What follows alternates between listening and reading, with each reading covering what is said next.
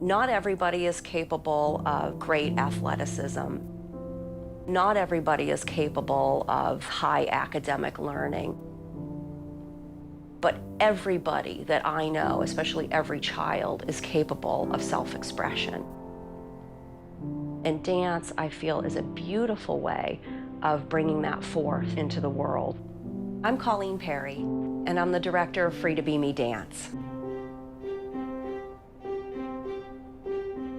Free to Be Me Dance is an adaptive dance program where I teach ballet to individuals with Down syndrome.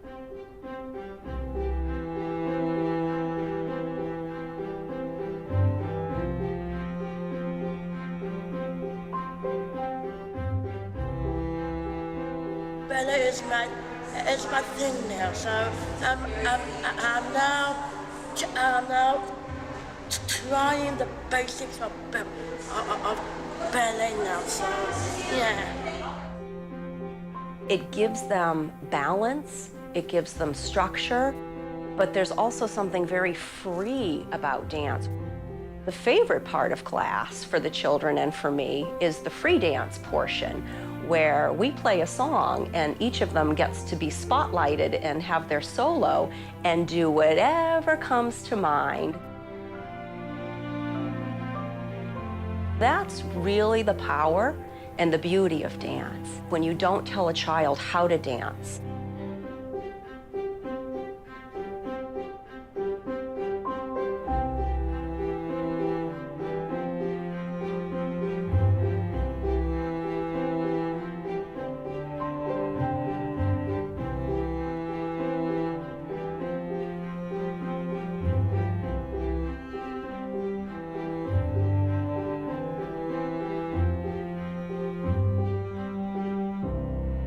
In February of 2009, I came across an article about a woman who was named Mickey Casellas. Mickey was the physical therapist for the ballet dancers at the Boston Ballet. So she approached them to do a pilot program where some of their ballet dancers would teach the children with Down syndrome. And after I finished reading the article, a chill went up and down my entire body from my head to my toes. And this voice inside my head said, Colleen, this is what you're supposed to be doing with your life. And I couldn't ignore that voice. Now to some very special children in a program that's giving them the ability to learn ballet and to believe anything is possible. CBS 2's Lisa Siegel shows us a class where lives are being changed, one dance step at a time. Wow. Bella McHugh loves her life. You're 6 years old? Yes. Okay. Today's my birthday. No, What? it's not your birthday. Your birthday's January. Do you like to dance? Yes, I love to dance. See, this is a first for Bella, the chance to be a ballerina, all because of an extraordinary program. Until I started Free to Be Me Dance, I still had never worked with anybody with Down syndrome, but there was something about it that I wasn't at all afraid. And I just knew that this population of people would be so open and so welcoming to what I had to offer, which was not just the discipline and perfectionism of ballet, but the joy and the beauty and the spirit that comes forth when you just allow yourself to dance.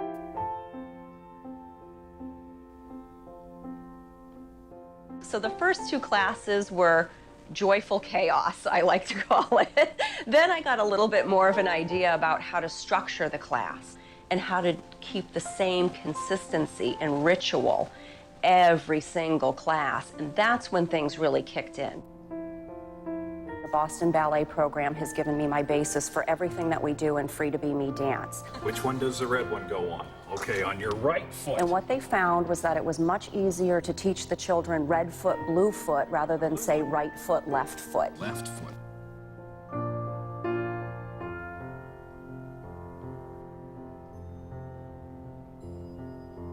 The other thing that they learned was complicated musical rhythms weren't so great for the children. Simple drum beats, simple rhythms are what the children really relate to.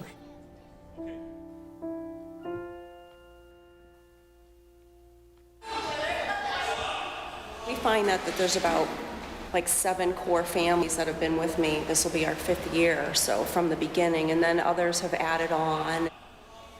From what I saw today, they integrated fantastic. Even little Natasha, she was friendly, she was perfectly behaved, she wanted to meet other people. I think it's going to just be beautiful integrating the new dancers with the seasoned dancers. So good to see you. You must be Juan, the daddy? Colleen, nice to meet you.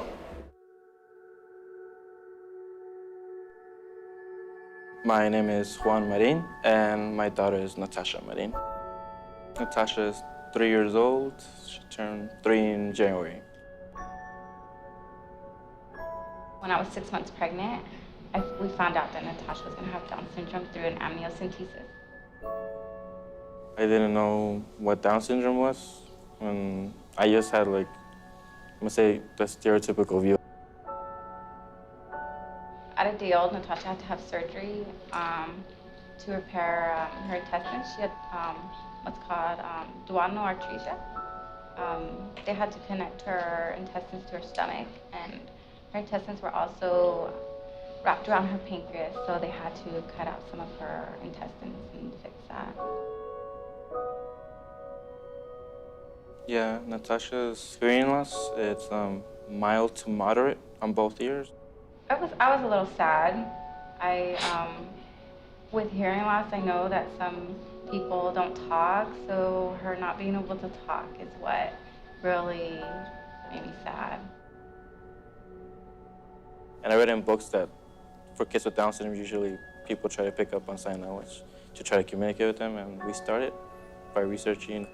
It is scary because who doesn't want to hear the kids talk? We're teaching Natasha to sign, I want more cracker. Also, well, not just cracker, cookie, milk, juice, and to play. This is dance. Dancing. Dance. So when we do come, we're telling Natasha we're going to go to dance Dancing. today.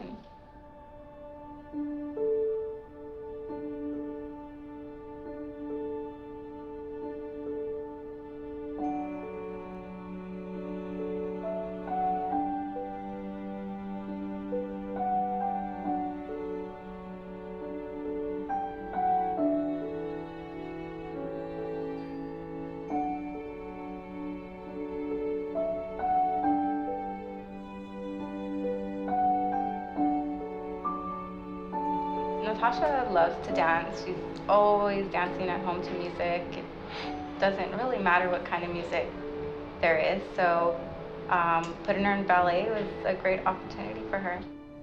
Boston Ballet had started a program called Hand in Hand for the youngsters, and I thought if we started early enough, then more and more children with Down syndrome would come to love dance early in their lives, and it would be a nice flow into our level 1 dance class when they were old enough.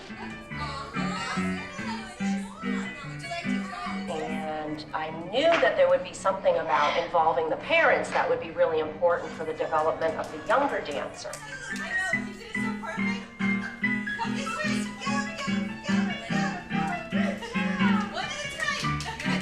They get to discover what's comfortable for them and assert boundaries. You know, Natasha began to dance and gallop when she was ready to, and that's really important that she knows there's a place where she can go at her own pace.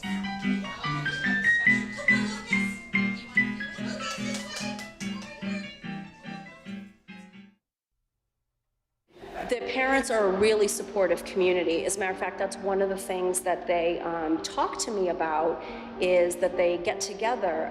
It's like their own little support group. I had a very natural 9 months.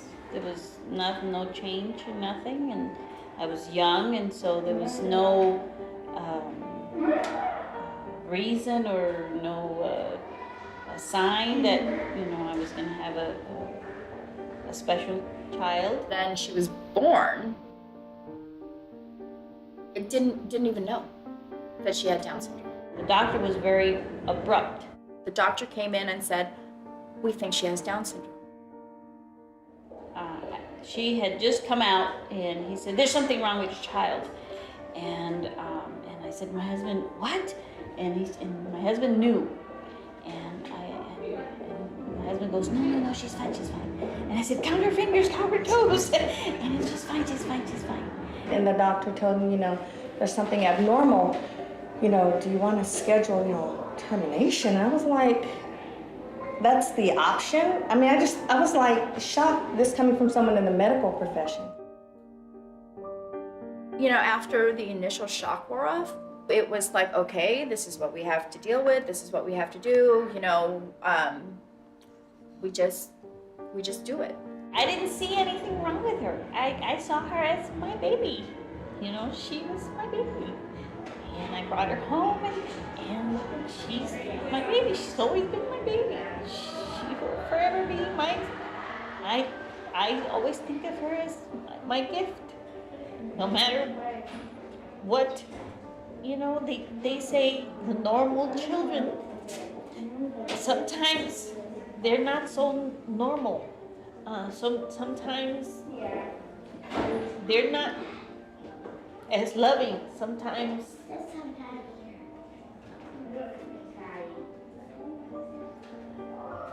they can't express the love your child expresses in such a simple action. So I thank God every day. You get this worst case scenario, and then you find out it's not that at all. When you look at it, we're parents. We're parents to children, and we're no different from anybody else. It's not the end of the world, and there's so much potential. You would think, oh my God, life is over, and what am I going to do? But I think it depends on how much you put into developing the child. You spend the time and put the effort in. You'll get somebody like Bella who's lovable, laughs, and holds a conversation.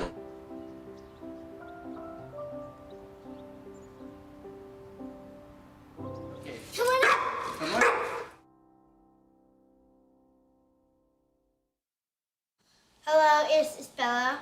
Like you, I love to eat dinner with my sisters and my family. This is my daddy. He loves to kiss me and hug me and take me to ballet recitals. I think a lot of people have preconceived notions of what people with Down syndrome can do. What a lot of people have in their heads is that a lot of people with Down syndrome are maybe not as able to communicate. I think it kind of throws them off that, Bella actually can. It's my room. It's me. I was in a red skirt, and my dad's in a white suit. That's my sister Lizzie Baby, and my mom. As a parent, I know that the world is not going to be very kind to Bella in the long run, and she's going to miss out on a lot of things that a regular child would get to do. But for that 1 hour or 2 hours on Sunday, she's like the center of the universe and kind of a superstar. You're all done. You ready to go? Yes, Mom.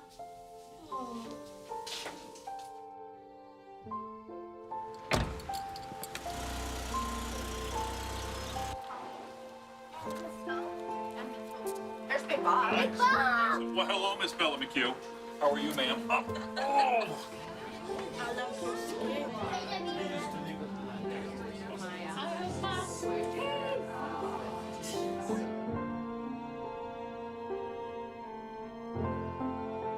It really is a joyful thing for me to watch her because I know that that's what she really loves to do. And it gives her it really makes her focused and gives her kind of a purpose because she knows she has to go up there and she has to do it right. The pride that it gives her, it's the best, it's the best thing.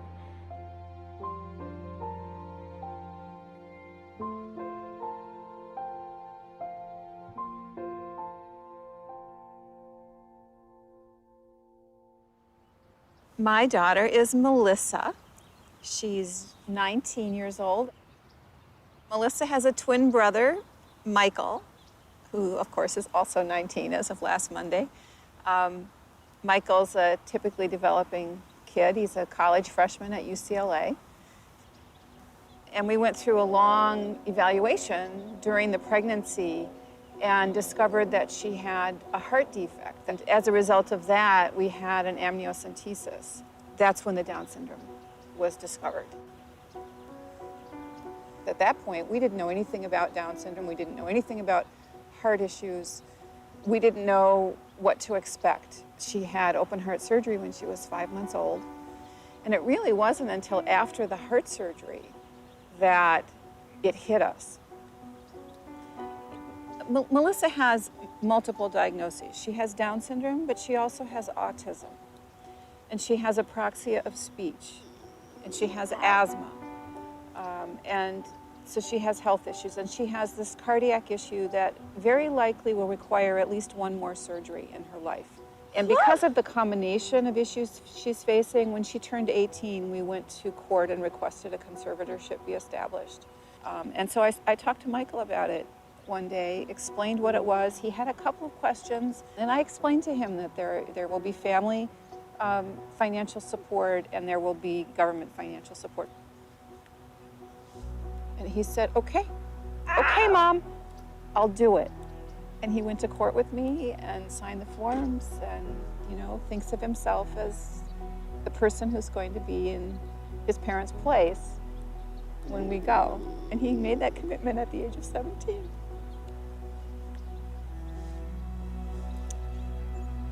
Your brother. Yeah.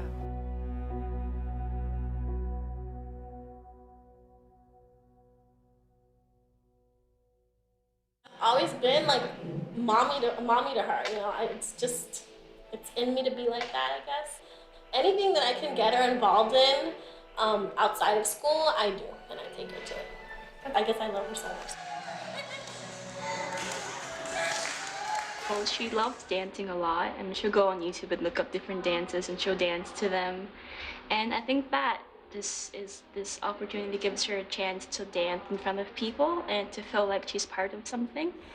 And she gets to show off her dance moves. Melissa loves to dance, and so the idea that there would be a program that could be perfect for her that close to home was so exciting to me. So we signed up immediately. We were there at the first parent orientation and at the first class, and she's been a part of it ever since. Dance and music and movement to music have been an amazing thing for Melissa because it doesn't require something that she doesn't know how to do, and she can be free in her movements. It's like the joy of her life, really. How do you feel when you dance?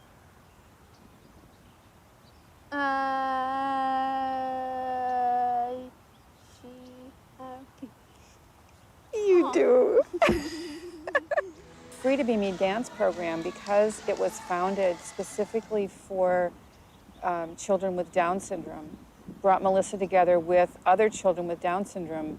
There is a bond there that they don't know where it comes from, but they share it. It feels like a second family.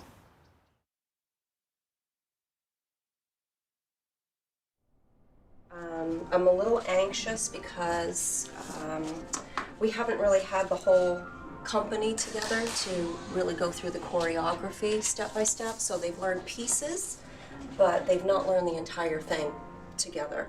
So I don't know how that's going to go. What's important is that they have a wonderful time.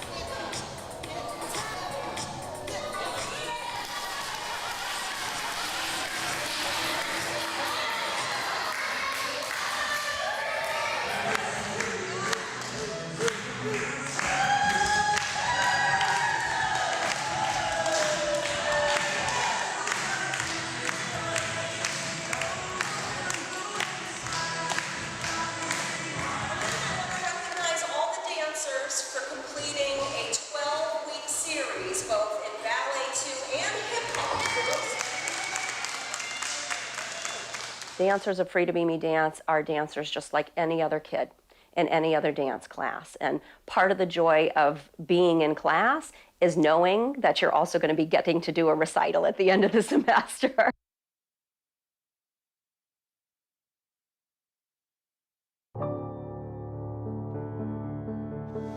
I have to say that this semester was a long time in coming for me. I had been planning for this performance, these costumes, the look, the choreography, for over a year.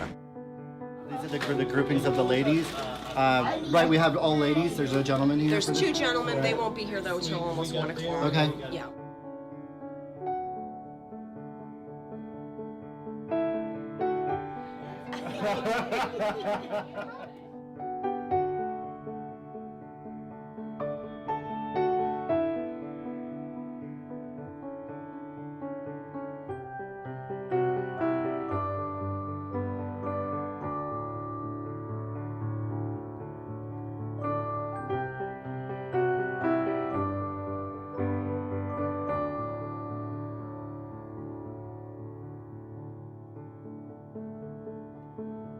Melissa loves the experience of all of this, but when it's brand new, she doesn't really know what to expect, and so she gets anxiety. And the makeup in particular is something that she's never really been comfortable with. It's a sensory thing.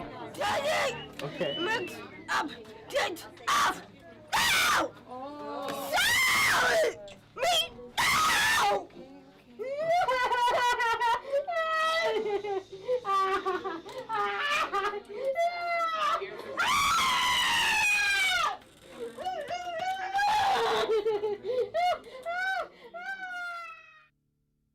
Starting in kindergarten, Melissa was terrified of auditoriums and stages. Going into the performance, there was anxiety, and maybe stage fright is what they call it. But once she's up on the stage, she just lights up. Love So the you feel experience. confident that she's going to get on the stage? Oh, she'll get on the stage, yes. Yeah. 1, 2, 3, go dance! They really had a lot to learn. The level of choreography in this Thriller number is much more complicated than anything we've ever attempted in the past.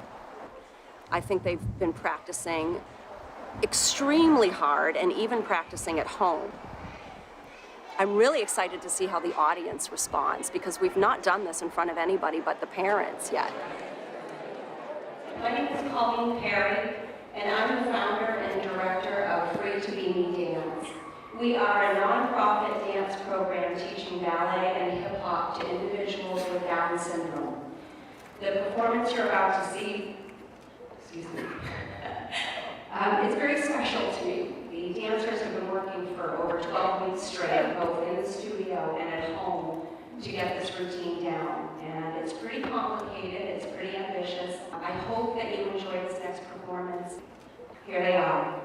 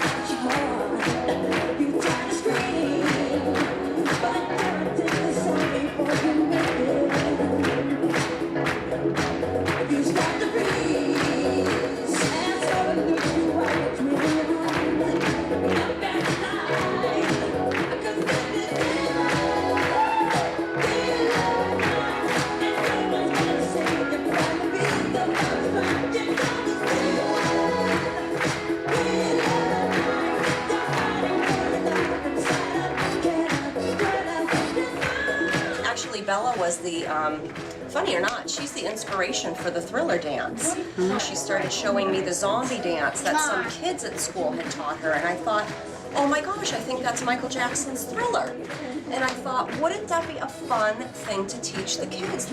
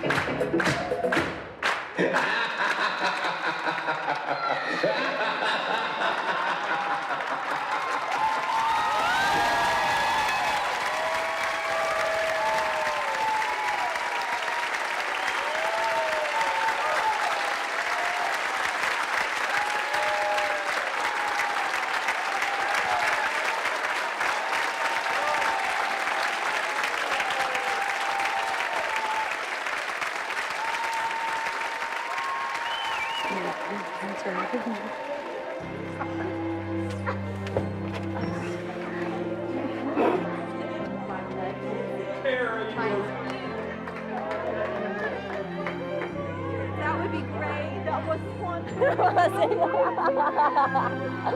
Did David look like he was having a great time? We did it! Where's my... What, Bella? We did it! You did it! Seeing her happy, seeing her perform, that was like the best gift she can give me. It was just, she had to see, this is how important it is for me to see her shine.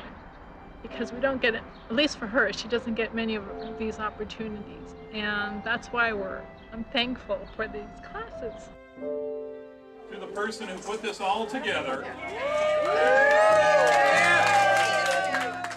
I think the most important thing for someone to be able to work successfully with kids with disabilities is an interest and a heart for it. And I am so grateful. There are a lot of moments in Free to Be Me Dance where I forget I'm not just teaching a ballet class, that there's a lot more levels of connection and belonging going on than I'm even aware of in any one given class. You know, sometimes I'm just really focused about being the teacher, you know, and it's in those moments when I stop being the teacher and I just have that moment to pause and observe that I see kind of all these little miracles that have been happening out of my awareness this whole time. And that's the most special part of the program to me. Thank you so much. Every time I walk into that studio on a Sunday and I get hugged by each and every one of those dancers, it just lets me know that everything's going to be okay and that I am loved and that I have this capacity to give love, and it just keeps going back and forth between me and the dancers that way. I love you, Connie.